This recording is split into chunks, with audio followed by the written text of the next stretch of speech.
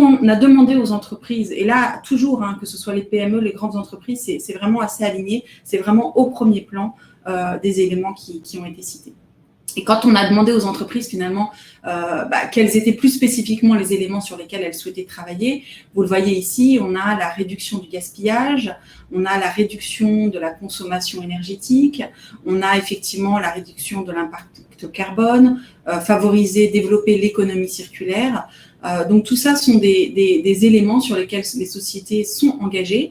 Et si vous regardez, en France, les entreprises sont particulièrement engagées sur ces éléments-là, comparé à l'Espagne ou à l'Angleterre. Donc je dirais qu'on est vraiment en ligne avec les attentes consommateurs. Pour reboucler avec ces questions-là, je voudrais juste, sur ce thème de la responsabilité sociale et environnementale, terminer par un élément important qui est les jeunes. Les jeunes poussent vraiment sur cette question-là, c'est leur futur qui est en jeu. Donc la jeune génération, lors de la dernière vague du baromètre Covid, ils étaient 25% à nous dire que finalement, cette question RSE est vraiment plus importante que jamais aujourd'hui. Donc il y a vraiment une nécessité, une attente des consommateurs et des jeunes en particulier. Alors, être plus responsable, finalement, ça veut dire quoi ?